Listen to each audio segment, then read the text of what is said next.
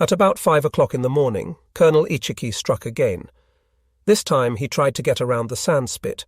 His mortars and some light cannon pounded marine positions, while a reinforced company waded out beyond the breakers.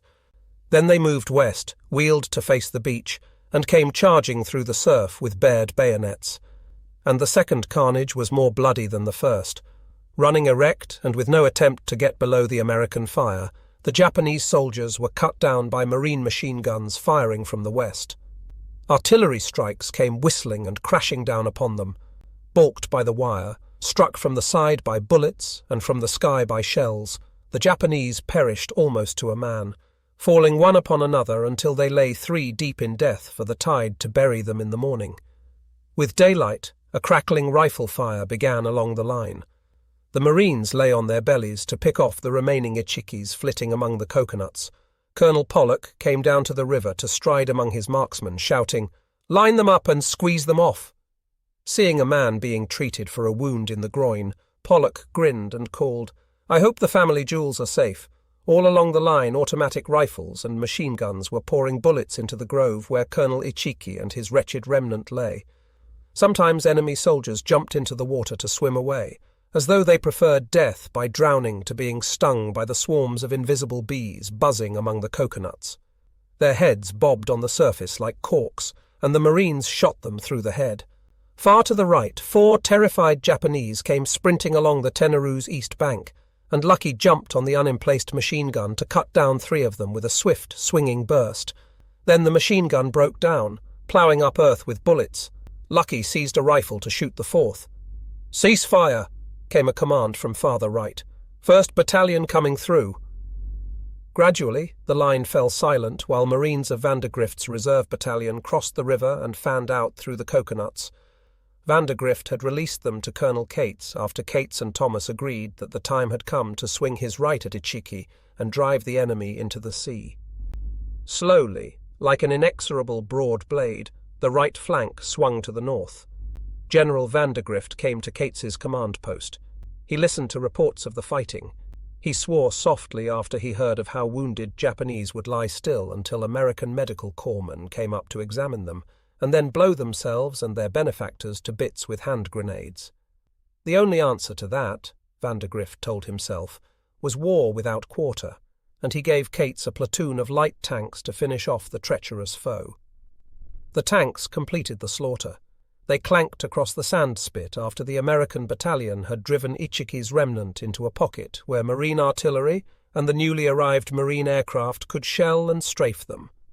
Like the scything chariots of the Persians, the tanks ground remorselessly over dead and wounded alike. They chased Japanese while belching canister and spraying machine gun bullets.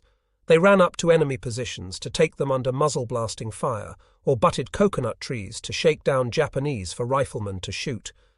Those Japanese whom they could not shoot or flail with canister they ran over, until, with all the literal and gory reality of that battle for Guadalcanal, which was now irrevocably without quarter, their rear ends resembled meat grinders. The first organized Japanese counter-thrust at Guadalcanal had ended in disaster. Some 800 of Colonel Ichiki's men lay dead, and there were very few of the survivors who were not wounded, some of whom would also die. Marine casualties were less than 100, of whom 43 were dead. Most important of all, the legend of the Japanese superfighter had been shot into a sieve and would no longer hold water. Emperor Hirohito's devil-subduing bayonets had been broken by a foe superior in Japan's own vaunted spiritual power, as well as in firepower. The soft, effete Americans had shown how savage they could be. That afternoon, even as Sergeant Major Vuza began his amazing recovery, even as Al Schmid, who would regain part of his sight years later, was taken out to a destroyer, the last of the Japanese were finished off. Souvenir hunters began swarming among the dead. Phil Chaffee was one of them. He had begun prospecting. Moving warily, he kicked dead mouths open. He flashed his light inside them, his eyes darting about until they came upon what he sought, and then he put in his pliers and yanked. Thus, one of the victors taking one of the grislier trophies. Far to the east, Colonel Kiyono Ichiki tasted his own fruits of victory. He burned his colours and shot himself through the head. When Colonel Ichiki and his men sped south in 6 fast destroyers on August 16th, they set in motion Admiral Yamamoto's Operation Car. Although Ichiki had failed in his rash decision to destroy the Americans at one stroke, Car was continuing as planned. 2 slow transports carrying the remaining 1,500 Ichikis continued south from Truk, followed by the faster and bigger transport Kinryu Maru loaded with 1,000 men of the Yokosuka 5th Naval Landing Force. All were bound for Guadalcanal under command of Rear Admiral Ryujo Tanaka. Tanaka, the veteran destroyer leader who had commanded the landing force at Midway, had been placed in command of the Guadalcanal reinforcement force and assigned to 8th Fleet at Rabaul. And Tanaka the Tenacious, as he would one day be called by his admiring enemies to the south, had not liked his new assignment any more than he had favoured the ill-fated expedition against Midway.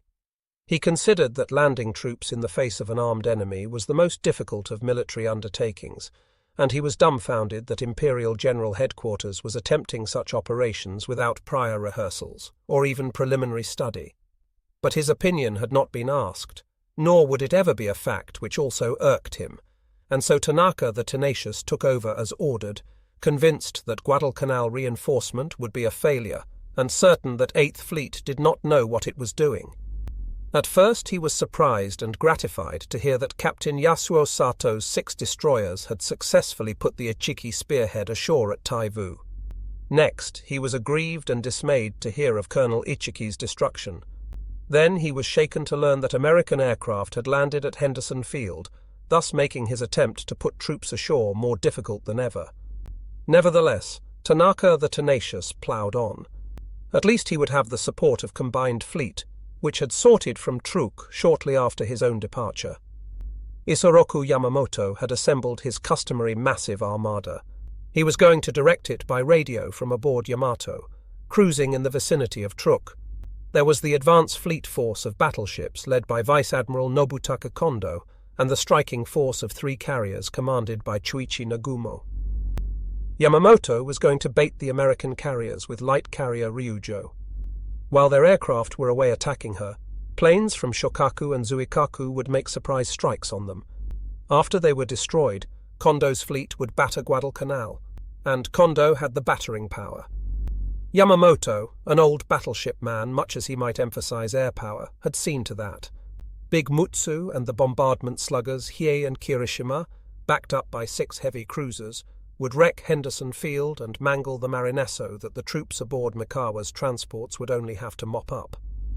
Moreover, there was added insurance. About a dozen submarines had been sown in waters southeast of Guadalcanal. They lay at Hwart, the American supply line. One day, American sailors would give those waters the descriptive name of Torpedo Junction. By August 20th, Yamamoto knew that Admiral Fletcher's carriers were at sea. 2 days later, he had placed Combined Fleet in position to attack about 200 miles north of the Southern Solomons. Fletcher's 3 carriers, Saratoga, Wasp, and Enterprise, were about 300 miles to their southeast. The Americans were operating as independent groups for fear of Torpedo Junction's numerous torpedoes. By the same date, Fletcher also knew that the enemy was at sea. One of Slew McCain's long-ranging Catalinas had detected Tanaka's transports. Tanaka had himself realized that he had been observed. From flagship Jintsu, a light cruiser, he reported to Rabaul. Admiral Mikawa at once ordered him to turn about and make north. Tanaka obeyed, and then he received a message from Admiral Tsukahara, commanding Southeast Area Force, and therefore superior to Mikawa, instructing him to proceed as ordered. Furious, Tanaka was now positive that Rabaul did not know what it was doing, but he did not turn about as Tsukahara had ordered, for it would be impossible to reach Guadalcanal the morning of August 24th as scheduled, and that was indeed fortunate for Tanaka. By August 22nd, General Vandergrift was also aware of Tanaka's approach. He felt chilled at the prospect of large-scale enemy reinforcement. As yet, he had no way of knowing that the 1st Marines had all but destroyed the enemy to the east. Vandergrift debated risking his new Cactus Air Force, so called after the code name for Guadalcanal. He decided that he must, and sent Mangram's bombers and Smith's fighters roaring aloft. He watched them go from the top of the Japanese pagoda-like structure, which had become Cactus Air Force's headquarters. The marine planes ran into a solid front of weather. Driving rain misted their windshields. Visibility fell close to zero, and they had to turn back. Vandergrift watched them come in. He was pacing the pagoda's muddy floor when Mangrum entered to make his negative report. Vandergrift thanked his pilots courteously, but Mangrum thought that the general was deeply distressed. Next day, in clearing weather, the marine flyers again went on the hunt, but Tanaka had turned north as ordered, and they missed him. Vandergrift's distress deepened. Martin Clemens was very much distressed. He was worried about Mr. Ishimoto. His capture and torture of Vuza made it clear that as long as Ishimoto was alive, Clemens's scouts were in mortal danger.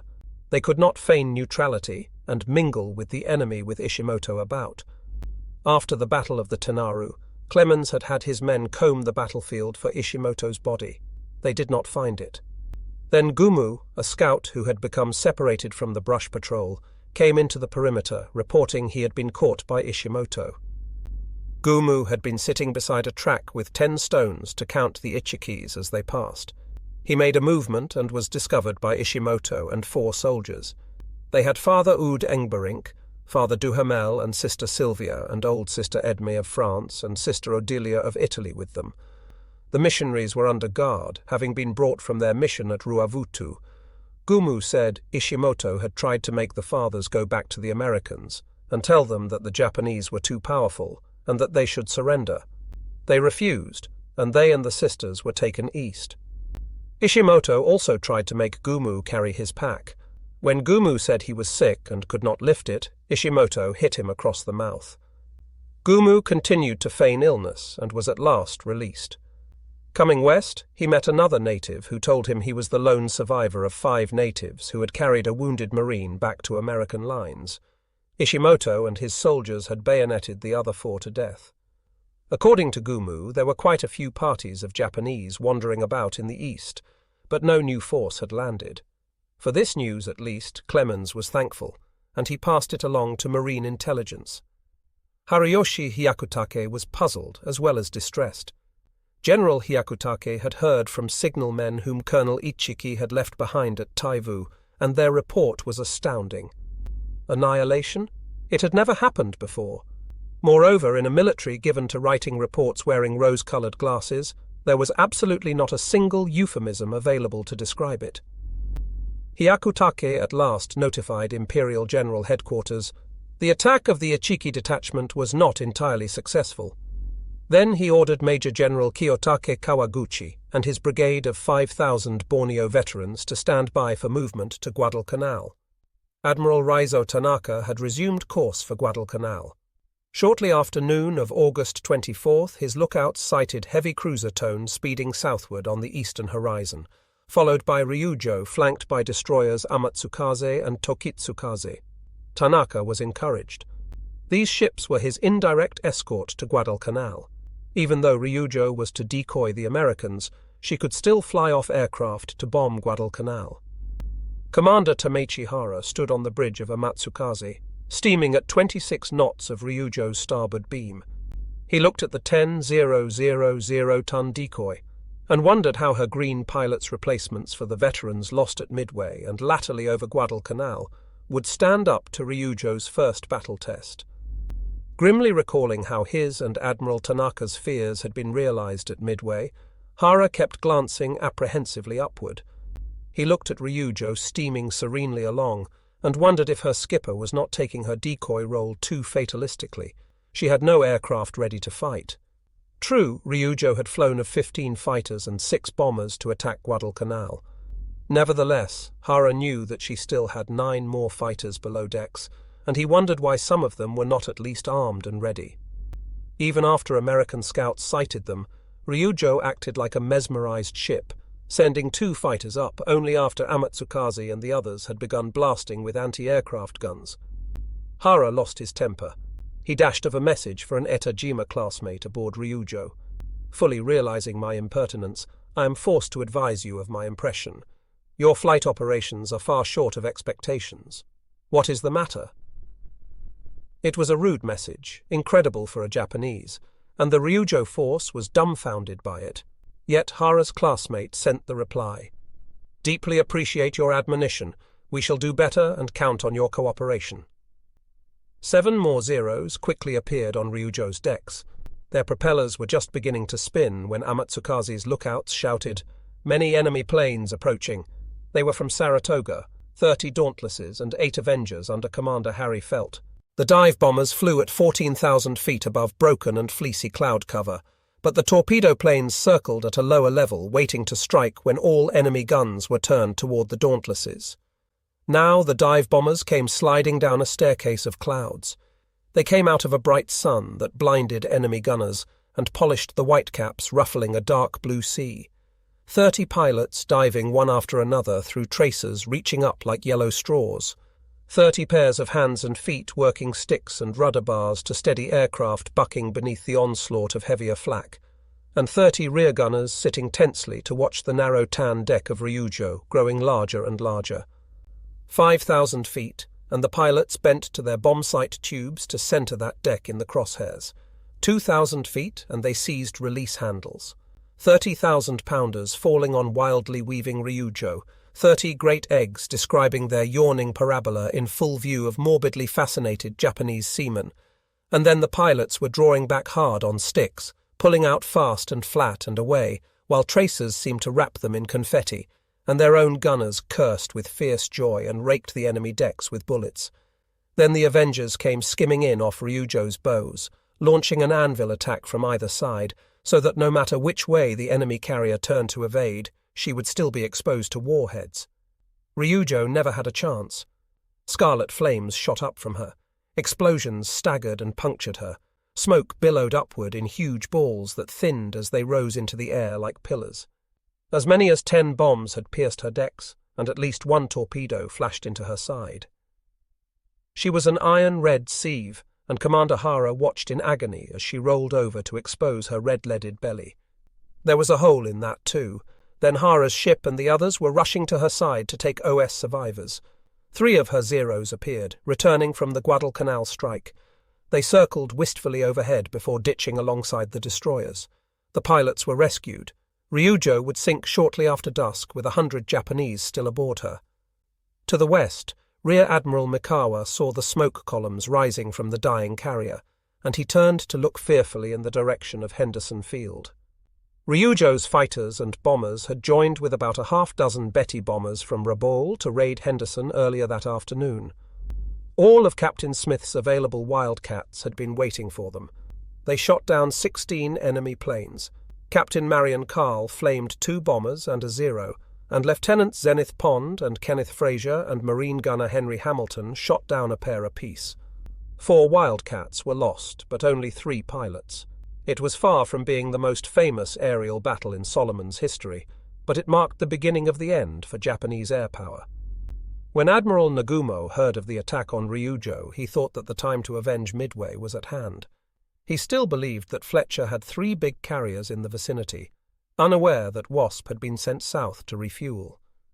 The flat tops, which a float plane had reported sighting after 2 o'clock, were Enterprise and Saratoga.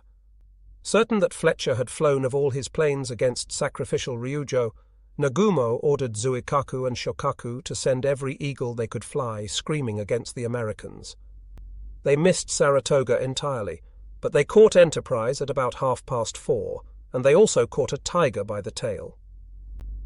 Fletcher had not forgotten Lexington or Yorktown, and he had not flown of all of his planes. He had 53 Wildcats stacked in the skies, waiting. They tangled with the Japanese planes' dive-bombing Vals and single-engine torpedo-launching Kates heavily protected by layers of Zeros, and a wild scrimmage raged overhead. Even returning American dive bombers and torpedo planes roared into the battle, but most of this action raged at the edge of a perimeter far outside the range of Enterprise's guns, far, far beyond the sight of lookouts squinting into the bright tropic afternoon. The Big E, yet to be scratched in the Pacific War, still sailed along at 27 knots with all her planes up and all her Marines and sailors at battle stations. A few minutes after 5 o'clock, a 20 Milano gun pointer caught the rash of sun on a wing. It was a Val turning over, the first of 30. Enterprise's guns opened up. Behind her, mighty North Carolina belched out an umbrella of steel and smoke over the imperiled flat top. But the Vals kept coming down. Every 7 seconds one of them peeled of and dove. They attacked with all the skill that Felt's dive bombers had shown over Ryujo. Even though square-winged wildcats slashed and growled at them coming down, risking friendly aircraft fire, the Japanese pilots never faltered. Soon Big E's gunners could see the landing gear pants of the leading Val, could make out the horrible dark blob of an egg nestling between them, and could see, with indrawn breath, that blob detach, yawn, and fall. There was a monstrous shuddering slap against Enterprise's side. The first bomb had near missed. Big E twisted and turned. Her own gunners and North Carolina's spat networks of steel across the sky. But at 5:14 the big carrier took her first bomb hit of the war. A 1,000-pounder crashed through the after elevator. It penetrated to the third deck before its delayed action fuse exploded it with a whip-sawing roar that flung every man aboard up, down, and sideways. 35 sailors were killed. Huge holes were torn in the deck and side plates were ruptured.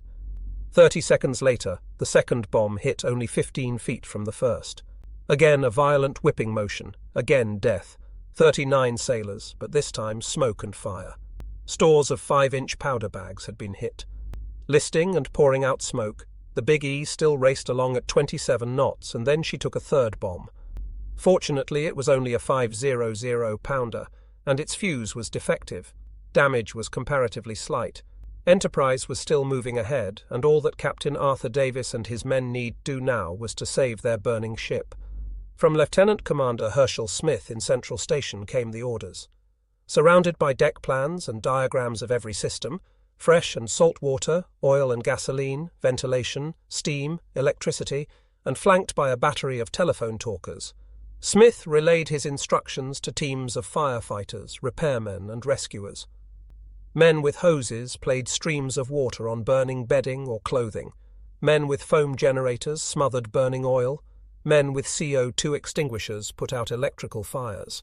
And men in asbestos suits and breathing masks shambled into burning compartments to rescue wounded or burned sailors, bringing them to other men in gauze masks and white coats who sewed flesh or straightened bones, or sprayed charred skin with unguents. Other men with axes trimmed shattered timbers around deck holes, hammering square sheets of boilerplate over them. Debris parties cleared the decks of bomb fragments or replaced torn planking. Weakened and dangerous areas were marked of. Gradually, Big E was prepared to receive planes topside. Below decks, officers and bluejackets strove to get her on an even keel again. 3 portside ballast tanks were flooded, while those to starboard were pumped out. Flooded storerooms had to be pumped dry. Carpenters began repairing 2 big holes in Enterprise's side, above and below the waterline. Working up to their armpits in water, using emergency lighting, they built a cofferdam of 2x6 planking placed vertically a foot from the side of the ship. They covered the holes from the inside with heavy wire meshing. Between the meshing and the cofferdam they packed mattresses and pillows. Then they wedged the cofferdam tight against the packing and began pumping. An hour after the last bomb struck, Enterprise turned into the wind at 24 knots to receive aircraft. Less than an hour later, the helmsman reported, "Lost steering control, sir," and a few minutes later the rudder had jammed and Enterprise was turning helplessly to starboard. Captain Davis slowed to 10 knots. He broke out the breakdown flag. He ordered the rudder fixed, and Enterprise circled like a defenseless whale while North Carolina and cruiser Portland stood close by, and the group's destroyers raced around and round them, sniffing for submarines. Below, Chief Machinist Mate William Smith buckled on a rescue breather vest and put on his breathing mask. He filled his pockets with the tools that he thought he would need, and stepped into the rubble-strewn oven that was the elevator machinery room. At the other end, behind a dogged-down hatch, was the steering engine room. Above, Enterprise's big air search antenna swung and stopped. Large bogey, 270, 50 miles. It was Nagumo's second strike. 30 vals from Zui and Sho, and Enterprise still turned. Below, the heat had sent Smith sagging to the deck. He was dragged back. He recovered and returned, accompanied by machinist Cecil Robinson. They stumbled through the debris to the hatch. They got their hands on the dogs and passed out. Above decks, the seas and the skies were darkening. Anxious gunners tilted their chins into the gathering gloom. The big bedspring antenna swept the skies. Smith and Robinson had been rescued. They had revived and had stumbled to the hatch again. They swung it open. Smith darted inside. He saw that the mechanism had not completed its shift to port. He completed it. The rudder moved again. Above, the helmsman reported, "Steering control regained, sir." Enterprise straightened and sailed south. Nagumo's eagles had missed her.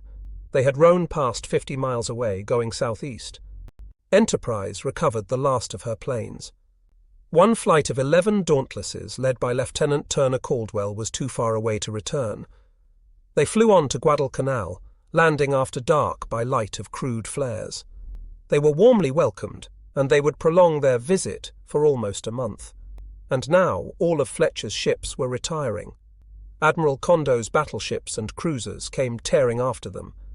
In a night action, they could blow the lightly armed flat-tops to bits. They could overwhelm North Carolina and her cruisers. But Fletcher's caution this time had thwarted the enemy. Kondo could not catch up. The Battle of the Eastern Solomons had ended indecisively.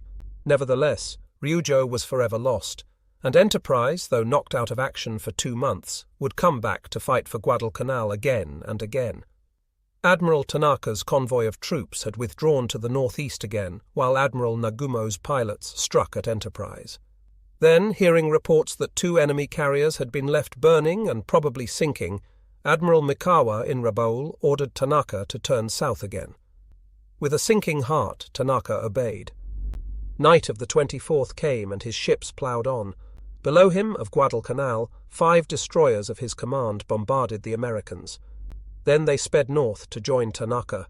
They were aged Mutsuki and Yayoi, and the newer Kagero, Kawakaze, and Isokaze. They joined up early in the morning of August 25th at a point 150 miles north of Henderson Field. Tanaka was delighted to have them. He drew up his signal order for their movements and formations, and just as it was being wigwagged, the enemy Dauntlesses broke through the clouds. The dive bombers were Mangram's Marines and Caldwell's visitors from Enterprise. They had caught the Japanese unawares, not even able to ready their guns to return fire. Lieutenant Larry Baldinas planted his bomb forward of Tanaka's flagship Jintsu. Near misses staggered the big cruiser and showered her with tons of geysering water. Another bomb struck the forecastle.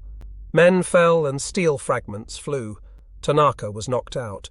He recovered consciousness in clouds of choking smoke. As the smoke cleared, he saw a Dauntless flown by Ensign Christian Fink swoop down and set Kinryu Maru Are with a well-placed 1,000-pounder. Admiral Tanaka ordered Jintsu to limp back to Truk for repairs and began transferring to Kagero. He instructed Mutsuki and Yayoi to take of Kinryu Maru's troops. Then he took Kagero and the other destroyers speeding north out of airplane range. But the Dauntlesses had radioed Tanaka's location, and their message brought 8 flying fortresses over Kinryu and her ministering destroyers. In a shower of deadly eggs, Kinryu was finished off, and Mutsuki, lying motionless in the water, was sunk almost instantaneously.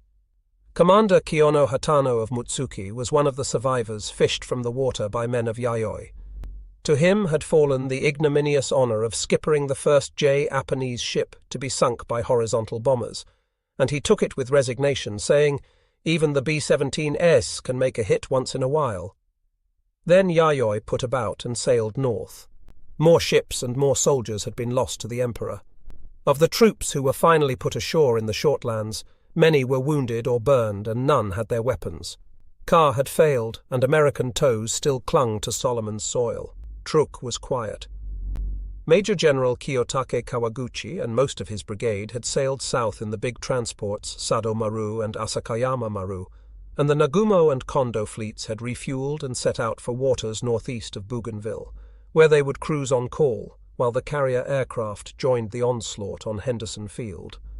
Weary sailors of the few warships still anchored inside Truk Lagoon took advantage of the respite. They swam or merely loafed aboard ship, watching the blue ocean boil white over the fringing reef. Others rushed. The lagoon abounded in aresh of all varieties, and the men had their RLL of sashimi, thin strips of raw rush, which Japanese consider a delicacy. Aboard destroyer Amatsukaze one day, the men caught a falcon which had fluttered down and perched on the mast. They put it in a crude cage. Then someone caught a rat. The rat was placed inside the cage with the falcon, and Amatsukaze's crew gathered around to watch. Hearing their voices, Commander Tameichihara came out on deck to investigate. The falcon sat calmly on its perch. Its eyes were closed. The rat raced around in terror. Suddenly, the falcon blinked and swooped on the rat. It put out one of the rat's eyes, and the sailors cheered. Now the rat scurried around the cage with the falcon whirring after it. One turn, and the falcon put out the rat's other eye.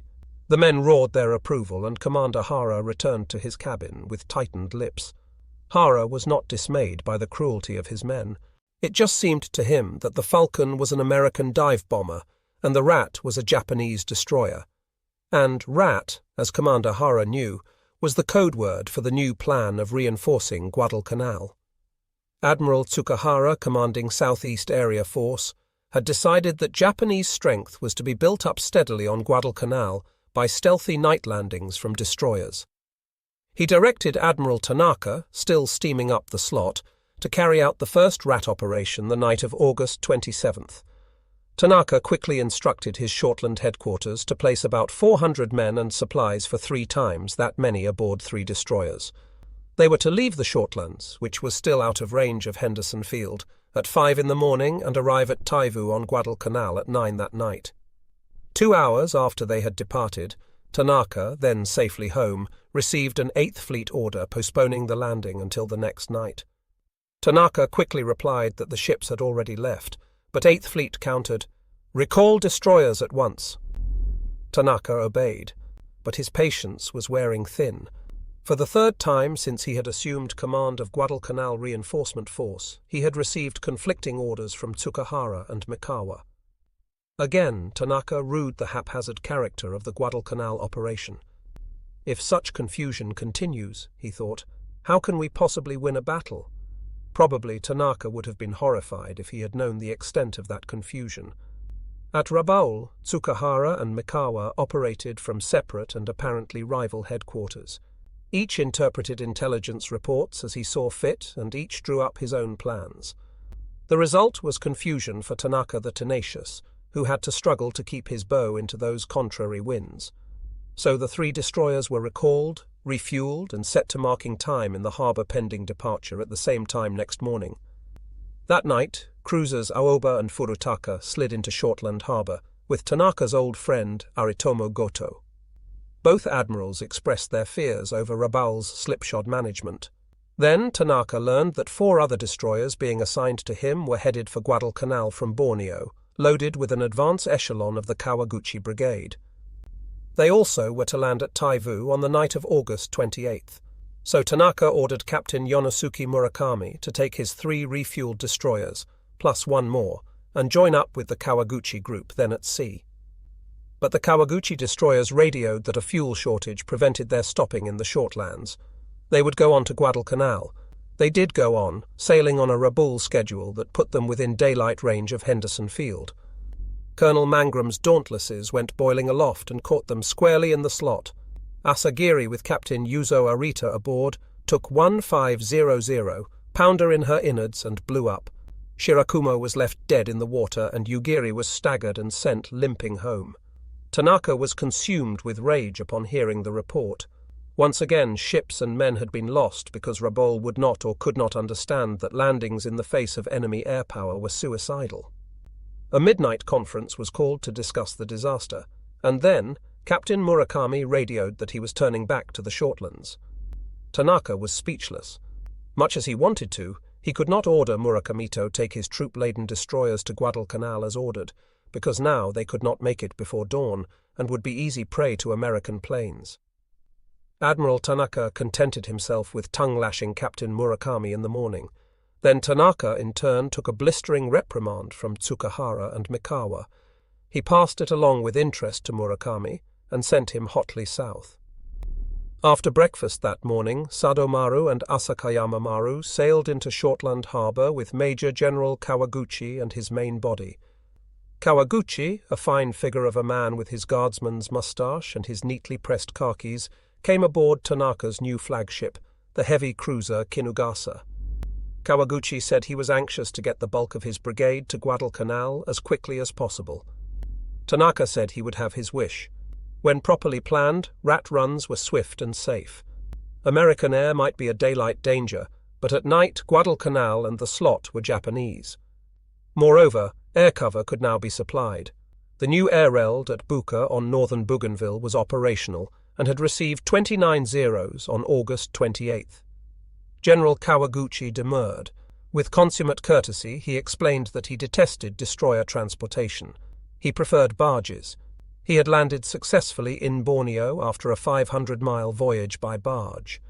Destroyers had little space, and it was because of this limitation that Colonel Ichiki had been forced to land with reduced rations and insufficient equipment. Big barges could carry all of Kawaguchi's men and equipment. That equipment, as Kawaguchi did not inform Tanaka, included the general's dress-white uniform. He intended to wear it during flag-raising ceremonies at Henderson Field. And that, said General Kawaguchi, was that. Barges it would be, just as General Hyakutake had agreed. No, said Admiral Tanaka, it would be destroyers, just as Admiral Mikawa had ordered. Barges were far too slow and much too risky. With the conference now at stalemate, Tanaka informed Kawaguchi that he was radioing Mikawa for instructions, and suggested that Kawaguchi do the same with Hyakutake. From Rabaul, Tanaka learned nothing except that an American force of 2 transports, 1 cruiser and 2 destroyers, had been reported at Longa Point. Admiral Mikawa had personally directed Captain Murakami to attack this force after he had unloaded his troops. Next morning, Captain Murakami returned to Shortland to announce that he had unloaded troops safely at Taivu. However, he had not attacked the American ships. There were moonlight conditions, Murakami explained falteringly. American planes were up. Tanaka relieved Murakami on the spot. That morning, Amagiri and Kagero entered the harbour with the remnant of the Kawaguchi advance echelon which had been bombed August 28th. They had Shirakumo in tow. Admiral Tanaka quickly put more Kawaguchis aboard undamaged Kagero and Amagiri and filled up Udachi with another batch. General Kawaguchi protested. Tanaka was compelled to unload Udachi and send her south to Guadalcanal with naval troops. That night he asked Rabaul for instructions and was criticized for not having sent Amagiri and Kagero down the slot. Admiral Tanaka and General Kawaguchi met again on that day, August 30th. Kawaguchi still refused destroyer transportation. His staff agreed, especially Colonel Akinosuke Oka. Exasperated, Tanaka readied 8 destroyers for departure next morning. Either Kawaguchi would go south on these, or he would stay north. Kawaguchi refused. That night, a message arrived from 8th Fleet. Under our agreement with 17th Army, the bulk of the Kawaguchi detachment will be transported to Guadalcanal by destroyers, the remainder by large landing barges. It was a typical Japanese denouement, a face-saving agreement that if the time is not 6 o'clock or 7 o'clock, let it be agreed that it is 6:30. In the morning of August 31st, General Kawaguchi sped south on one of Tanaka's 8 destroyers. They landed safely at Taivu at midnight. A few days later, 1,000 men under Colonel Oka proceeded south by barge. Hiding out by day and creeping down the slot by night, they approached their destination undetected until the last night. Then, delayed by heavy seas, they were caught offshore by Henderson Field's dawn reconnaissance. American aircraft came roaring down on them, spraying bullets into the ranks of soldiers crowded helplessly aboard tossing boats. 400 men were lost. The remainder, under the drenched but undismayed Colonel Oka, eventually made the western coast of Guadalcanal. The direful predictions of Tanaka the Tenacious had been turned into tragic reality, but he was no longer around to foretell fresh disaster. On August 31st, he received the reward so often reserved for an accurate prophet of doom. He was relieved of his command. On that same day, Imperial General Headquarters issued an official directive making Port Moresby secondary to the Guadalcanal campaign. General Hyakutake was notified that he must go on the defensive in New Guinea until the Solomons were reconquered. He must utilize all available units of his 17th Army to oust the Americans. Admiral Tsukahara would cooperate with all the airplanes of his Southeast Area Force and all the ships of Admiral Mikawa's 8th Fleet. The Nagumo and Kondo fleets would continue to cruise northeast of Bougainville, and combined fleet itself, with Yamamoto aboard Yamato, would stand by in a supporting position a bit farther north. More submarines were to be fed into Torpedo Junction. All of the uncommitted power of Imperial Japan was now pointed like a pistol at Henderson Field Air Cobra, was of much use against the aerial onslaught roaring daily south from Buka and Rabaul, and defense of that Henderson field, for which the Japanese were also now pushing in the blue chips, became the sole concern of Captain Smith's dwindling band of marine pilots. In 1 week, these Marines blasted the legend of the Invincible Zero into flaming wreckage. Within a week, they were shooting down both bombers and fighters at a rate of 6 to 8 for every one of their own lost. Saburo Sakai's comrades, fighter pilots who had vaunted themselves as all-conquering in the skies, were sent crashing into jungle or plummeting into the sea. Lieutenant Junichi Sasai was the first to die, shot down in a fighter sweep on August 26th. The second of the roaring tiger belt buckles had come to rest on the floor of Iron Bottom Sound. It was the turn of Ota next, and after him Sakai's wingmen, Yonakawa and Hattori. Of 80 fighter pilots who had followed Commander Nakajima to Rabaul, only Nakajima himself, plus the peerless Nishizawa, who would live to surpass Sakai, but also to die in the Philippines, and 6 others would survive the deadly firepower of these stubby American fighters. Not all of these Japanese aces fell to the flaming wing guns of Captain Smith's men alone, for more marine fighter squadrons were to enter the battle. Nevertheless, they did perish as a result of battle tactics devised by Henderson's early defenders. Very early, these men realized that the Zero was still able to outclimb, outspeed, and outmaneuver the Wildcat. Just because of this superiority, the Japanese pilot was still fond of individual combat. He had no appreciation of team tactics. The Americans, flying a sturdier plane mounting more firepower, a Zero could not take 2 seconds fire from a Grumman, but the Grummans could take as much as 15 minutes from a Zero, began flying in pairs. Alone they could not stand up to the Zero, but flying wing-to-wing 2 Wildcats could take on 4 or 5 enemy fighters. It was thus that they fought. Warned by the coast watchers and later by radar, they climbed high into the sun awaiting the enemy bombers, still their prime target, to come flashing down in a direct overhead or high-side pass calculated to avoid the Betty's tail stingers. And then, after a quick flaming burst at an intercepting Zero, they dove for home. Home was a cot and a tent pitched in the mud under shrapnel-scarred coconuts surrounding Henderson Field. It was a mash of dehydrated potatoes and rice and hunks of sodden Vienna sausage spooned from mess gear borrowed from the foot Marines. Home was the center of the Japanese bomber's bullseye, the heart of the target for the nightly shells of the Tokyo Express. It was a black and airless dugout in which men who had fought at high altitudes all day crouched to hear the whispering whistle of the bombs dropped by Washing Machine Charlie, those nocturnal prowlers so named for the sound of their offbeat motors, or worse, to listen to the droning approach of Louis the Louse, a cruiser scout plane, and to see the greenish light of flares filtering through the dugout's burlap door, and to realize that the long, dark shapes out on the bay now had their targets spotted, and in a moment there would be a giant roaring and thundering all around them, and that for some inexplicable reason it would be difficult to keep the mouth open to reduce concussion, and to pray to God at the same time. That was home, and in the dirty grey morning they were up, aching from fatigue induced by vitaminless diets or from sucking on oxygen all day, up to down the blessed cups of scalding black coffee, and to walk to the runways where sometimes tractors had to tow their Wildcats from concealing coconut groves, up to squeeze into cockpits, and to see the first light glinting weakly of spinning propellers, to inhale lungfuls of blue smoke swirling from coughing motors, and to feel it souring the stomach where clots of undigested sausage lay like bits of rubber.